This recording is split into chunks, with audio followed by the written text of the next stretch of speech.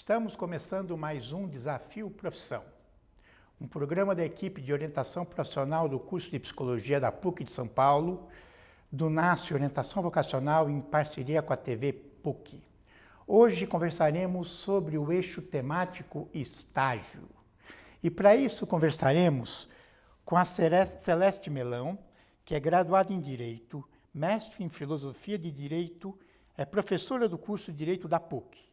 Também é coordenadora do escritório modelo Dom Paulo Evaristo Arnes, da PUC de São Paulo, e por isso está aqui. E a Mirte Cruz, que é psicóloga, mestre em Psicologia, é doutora em Ciências Sociais, também é professora da PUC, foi coordenadora do curso de Administração dessa universidade e é coordenadora geral de estágios da universidade em que trabalha. Vamos começar falando o que é o estágio, como é que ele é pensado, qual é a ideia dessa coisa chamada estágio? O estágio tem como fundamento básico aprimorar os aprendizados que são fornecidos em teoria pelas instituições de ensino e com isso há essa complementariedade. Então o estágio ele tem grande relevância no sistema de aprendizado do aluno como um todo. E ele tem uma função muito especial que é preparar o aluno para a vida, né?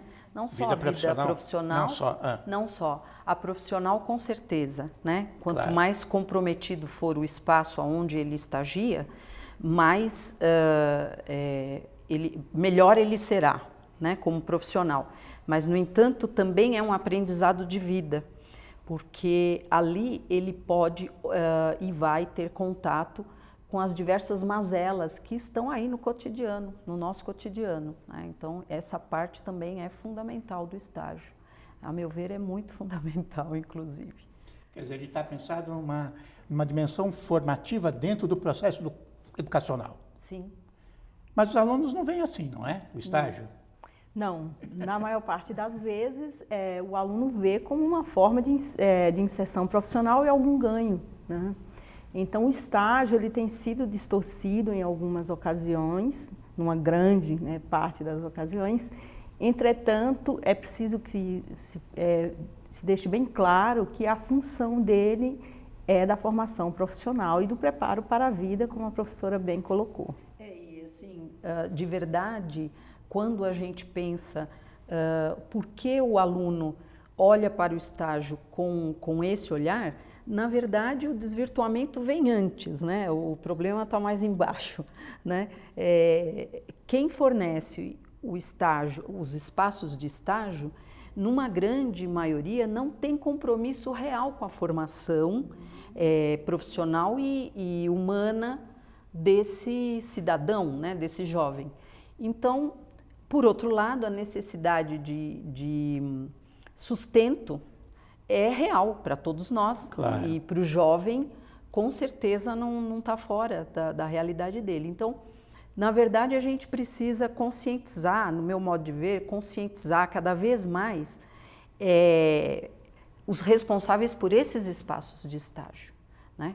Na minha área, no direito, nós temos locais muito interessantes de estágio, mas na generalidade nós temos uma grande exploração do aluno que acaba muitas vezes substituindo o profissional. Isso não é uma coisa de agora, né? A gente luta contra isso há muito tempo e o jovem, quando ele entra, a gente estava dizendo até mesmo antes de chegar na universidade, ele já está mais preocupado com o estágio do que com o que academicamente ele vai receber em termos de formação, porque essa é uma realidade social mercadológica, né? Quer dizer, é aí que a gente precisa também trabalhar, né? No meu modo de ver. E as empresas também têm uma visão distorcida, não só o aluno, algumas empresas. Algumas. Entretanto, assim, com a nova lei de estágios, nós já estamos avaliando os bons impactos dessa nova lei. Isso, O que essa nova lei traz de diferente? Várias questões, principalmente a redução da jornada de trabalho, a regulamentação de uma jornada de 4 e 6 horas no máximo. Não pode trabalhar 8. Não pode trabalhar 8. 8 não se configura mais como relação de estágio, sim uma relação trabalhista nos moldes da lei, da CLT e tal. Também nós temos os benefícios da dispensa ou redução de horas no dia em que há avaliações. Então, o aluno, a lei, ela tenta garantir que o aluno realmente trabalhe com a questão do aprendizado e não foque somente em fornecer os benefícios para a empresa, enfim, para a organização. Sim, é uma lei que somou muito positivamente mesmo. Agora, ela ainda carece também de alguns, digamos assim, de uma certa organização também dos estagiários e de quem trabalha com o estágio para que ela se torne cada vez mais efetiva. Porque ainda há aspectos dela que, embora formalmente estejam garantidos, por exemplo, a carga horária, né, a jornada, ela é respeitada numa grande maioria de áreas, né? Mas existem áreas que abrem espaço para que isso não se respeite. Por exemplo, novamente, a minha área, no direito, é uma área que abre espaço para esse desvirtuamento. Por quê? Porque a gente trabalha, nessa área se trabalha muito com o imponderável. Então, às vezes, um prazo que por lei nós não podemos de jeito nenhum desrespeitar ou perder, faz com que a prioridade do estagiário caia por terra. E aí ele acaba trabalhando mais do que a jornada, não tendo a dispensa correta na época de provas, na época de avaliações. Então, a gente ainda tem que caminhar um pouco mais nesse sentido. E a lei prevê remuneração? Prevê remuneração e prevê também a não remuneração. A lei, na verdade, ela regulamenta os estágios obrigatórios, que são aqueles previstos pela legislação, né, pelo Ministério da Educação, nos cursos em que isto é obrigado, e também os não obrigatórios. Nos não obrigatórios, há sim a remuneração, ela é prevista e não se fala em teto máximo. E nós temos no mercado hoje práticas as mais diversas possíveis, desde aquelas em que remuneram aquilo que todo mundo pratica, ou um ticket médio, digamos assim, e outras em que a remuneração ela ultrapassa o valor de um profissional de mercado. Então, isso é outro problema também, né? Eu vi na lei que está previsto seguro, né? Sim, é obrigatório o seguro para o trabalhador. Se ele trabalha mais de um ano, ele pode tirar férias, né? Máximo 2 anos de trabalho de estágio, não pode ultrapassar isso. Configura relação de trabalho. No passado não muito distante, a gente observava práticas assim, o DSV, Departamento de Trânsito de São Paulo, contratava estagiários para fazer contagem de ônibus ou de pessoas atravessando determinado lugar. Não sei se vocês lembram disso. Era um número imenso. Isso não existe mais, ou acontece ainda. Quer dizer, contratação de chamado estágio, que é basicamente contratação de mão de obra barata, sem vínculo empregatício. Acontece ainda? No caso da PUC, nós zelamos. Então, existe um convênio que é celebrado entre a universidade e a organização do trabalho, a empresa. Então, esse convênio ele é assessorado, ele é lido, ele é entendido, interpretado pela assessoria jurídica da instituição.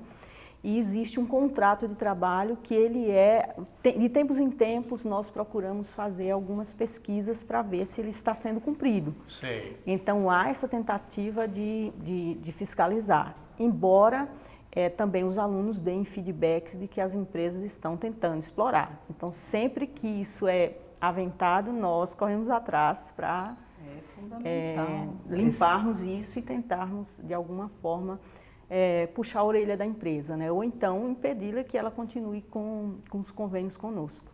Esse trabalho é fundamental de fiscalização. Então, assim, numa universidade como a PUC, que tem uma história de responsabilidade social mais apurada, mais firme, né, sedimentada, esse trabalho existe e ele é super importante. Eu costumo dizer que a gente trabalha muito em parceria, né? O escritório modelo Dom Paulo Evaristo Arnes, nós temos um número grande de estagiários e temos também projetos, que são projetos sazonais, que têm caráter de formação, no qual o estagiário desenvolve um aprendizado muito grande. E por onde passa toda essa triagem e, ao mesmo tempo, fiscalização, é pela coordenadoria, que é a MIRT, né, a coordenadoria de estágio da PUC, que tem uma responsabilidade bastante aferível. Então, nós já tivemos situações em que a CGE interviu para evitar que o nosso estagiário não fosse remunerado como deveria, num convênio. Né? Por exemplo, nós fazemos convênio com o poder público, às vezes, raramente com empresa, nunca tivemos empresa assim, mas com o poder público especialmente. E às vezes na tratativa do convênio, quando você abre a planilha financeira, a primeira coisa que se vai é diminuir a remuneração do estágio, do estagiário. Isso é um absurdo, né? A nossa luta é ao contrário. Não que nós, no escritório, consigamos já uma remuneração da forma como nós gostaríamos. Agora, quando essa fiscalização é feita, com certeza tem efeito positivo e raramente eles vão repetir esse tipo de exploração. Cabe à universidade esse zelo e essa fiscalização. Aliás, a lei imputa a ela isso, quer dizer, ela tem que cumprir esse papel. E aos órgãos de classe, né? Porque, por exemplo, o Conselho Regional de Economia, Psicologia, os conselhos... Arquitetura, isso, engenharia. Isso. Eles têm um papel fundamental nessa conscientização e nessa fiscalização. Exato. Não é? E alguns conselhos são mais zelosos. Vou só citar um exemplo, se me permitirem. Por exemplo, o Conselho de Serviço Social, né? Ele zela, ele fiscaliza, ele fica muito em cima. Então, não há, neste caso, como fazer desvirtuamento. Até porque a própria equipe, porque todo estágio ele prevê uma supervisão. E a supervisão é feita por docentes, professores da universidade, na instituição. E esse docente, ele recebe um relatório que é confrontado com a prática. Em alguns casos, ele também vai ao campo de estágio. E a lei de estágio também prevê que na empresa haja um responsável. Um profissional da área habilitado para receber este aluno e fazer a supervisão. Já? Ou... Na maior parte das vezes. Na economia de mercado, isto acaba não ocorrendo dessa forma. Digamos assim, em alguns nichos mais de economia de mercado, eu diria assim, a administração, a economia, é um pouco mais difícil você fazer esta fiscalização. Entretanto, em outros, no caso da própria psicologia, da medicina, do serviço social, engenharia biomédica, etc., você tem um controle maior. Né? Agora, esse profissional, ele tem um papel muito especial, né? Então, não é qualquer pessoa que tem habilidade para ser um coordenador de estágio, um responsável pelo estagiário.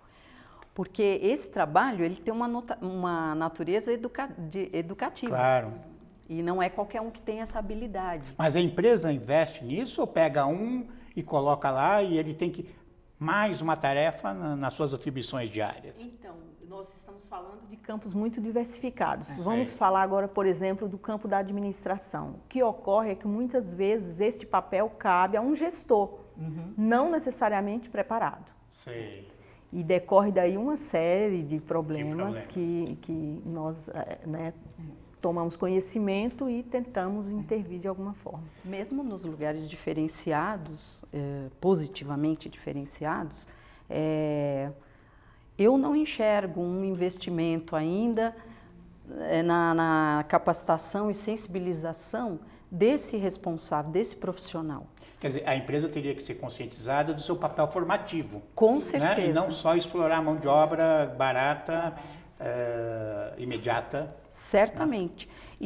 Inclusive, eu vejo assim que, às vezes, faltam estímulos para que a própria empresa queira correr atrás. Falando de empresas, né, porque a gente poderia também trazer isso para as instituições, né, para organismos institucionais públicos.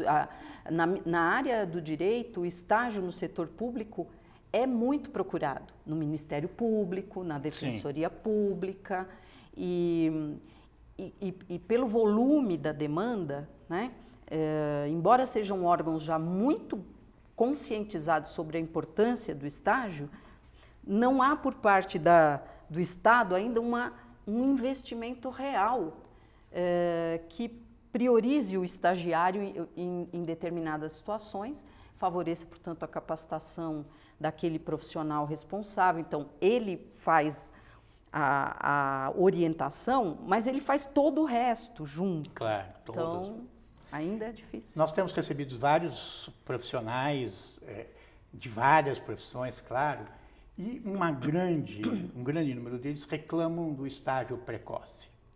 Que o estágio precoce acaba competindo com a formação teórica, que é a única chance, o único momento da vida que o indivíduo tem, o aluno tem, de ter contato com as teorias, de pensar, né? Então, reclamam do estágio. Quando não, outras profissões, que o estágio está tão desenvolvido que a pessoa consegue estágios com boa remuneração, mas depois não consegue emprego porque são trocados por estagiários. O que você tem a dizer em relação ao estágio precoce? Eu coloquei duas questões aí. O estágio precoce, ele é um problema em qualquer formação.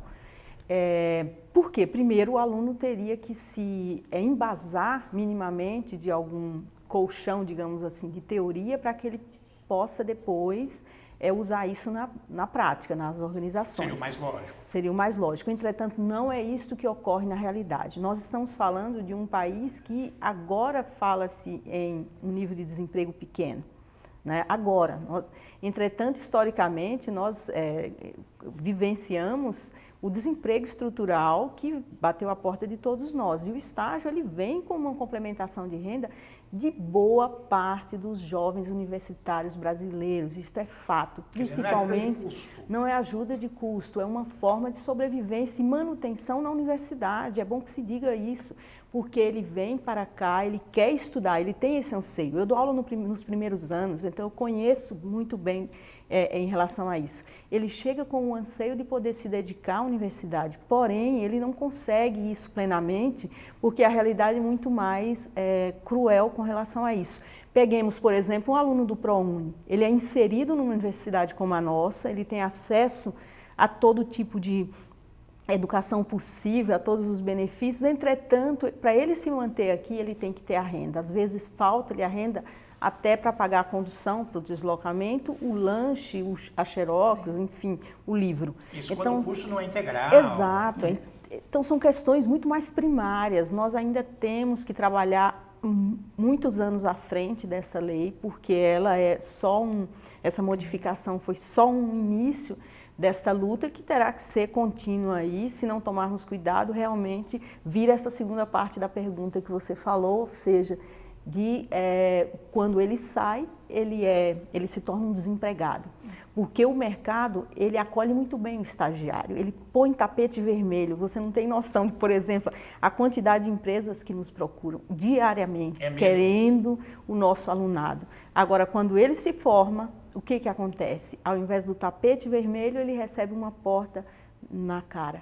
A lei, inclusive, nova do estágio, estabelece um número máximo de estagiários em função do número de empregados, que é bem interessante. Isso já que é bem elástico ainda, né? É elástico, né? Mas nos convênios a gente tenta fazer essas contas para não deixar passar. Mas isso foi importante. Essa equação coibiu uma série de explorações mesmo, quer dizer, a colocação do estagiário no lugar do profissional é assim, é um instante para a empresa fazer isso, né? Para colocá-lo, por exemplo, no desenvolvimento de tarefas que são só operacionais e que não é o objetivo dele, sem desmerecer a tarefa operacional, o objetivo do estágio é outro. Agora, a necessidade, a Mirth colocou assim uma precisão fantástica, né? A realidade do estagiário.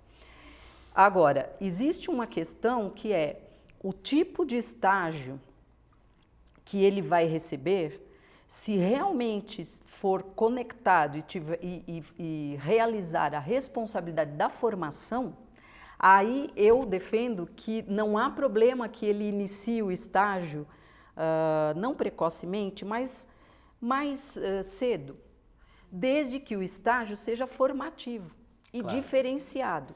Então, eu falo do escritório modelo, que é o que eu conheço, né? A unidade de prática da Faculdade de Direito da PUC de São Paulo.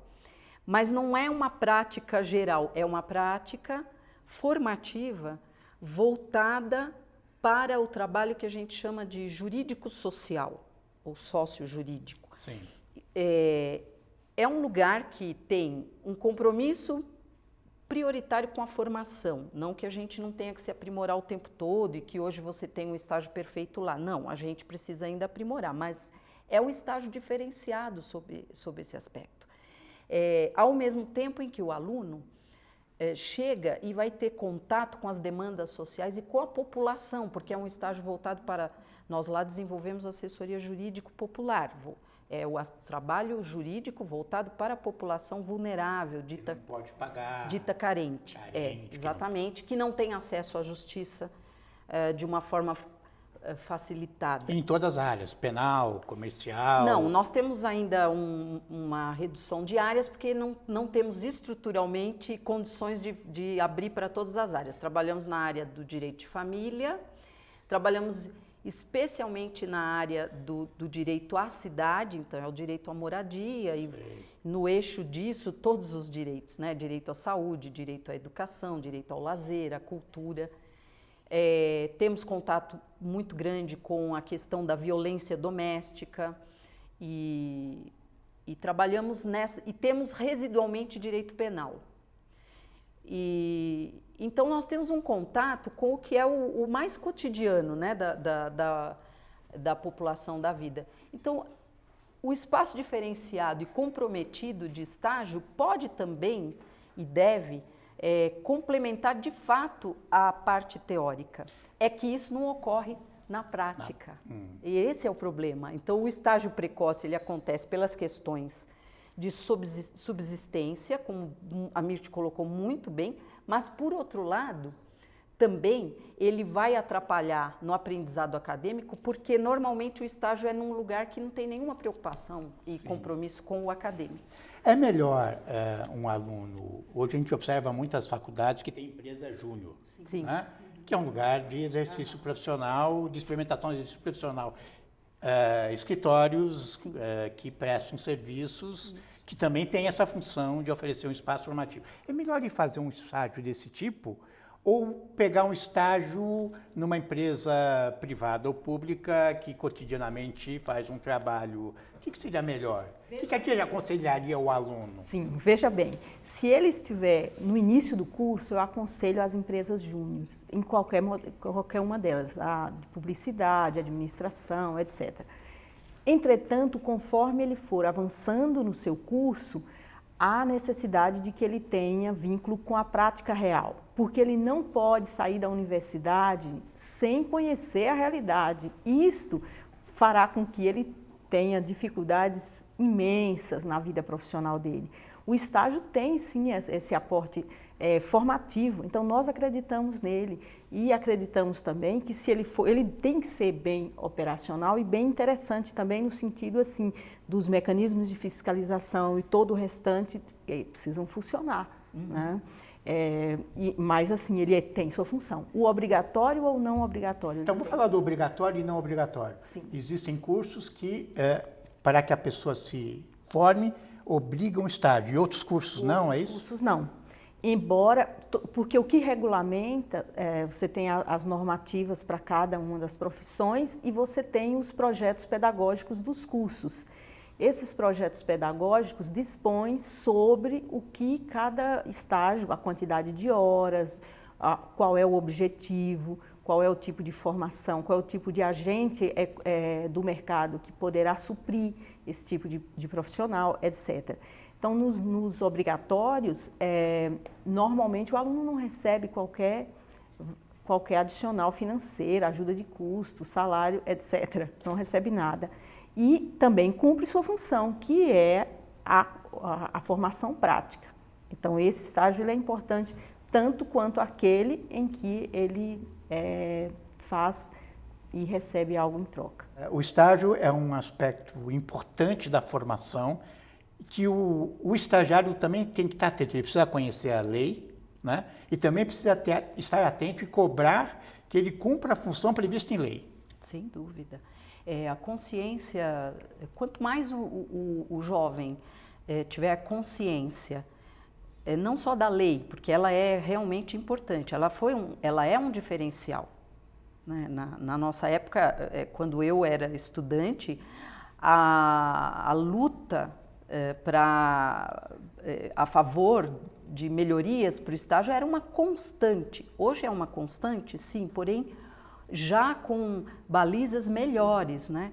Então, quanto mais ele tiver consciente, melhor, porque ele vai ter condições de interagir com a empresa, interagir com a própria universidade, com os próprios orientadores, e o estagiário consciente, ele nos ajuda demais a crescer. Né? Eu trabalho num lugar, coordeno um lugar onde a grande parte, eu diria quase que a totalidade dos nossos estagiários já chegam lá com uma formação mais crítica, né? Justamente porque já identificam a importância de trabalhar na mediação com a população mais vulnerável. Então, são mais críticos e essa postura crítica nos auxilia demais. Ninguém melhor que ele, né? Ninguém melhor que o jovem para dar esse feedback para a instituição de ensino a qual ele está matriculado sobre o andamento do seu estágio. Ele tem que estar consciente e tem que pôr a boca no trombone, literalmente. As redes sociais, elas poderão favorecer nesse momento e denunciar práticas inadequadas. Inclusive, existem certificações e todo um arsenal aí relacionado àquelas empresas que praticam os melhores estágios. Quer dizer, os alunos votam e fazem rankings para as melhores empresas para se estagiar. Por um lado, isso é bom. Por outro, também forma aí todo um... Inflaciona. Exatamente. Eu agradeço a participação de vocês. Imagina. E até o próximo Desafio Profissão.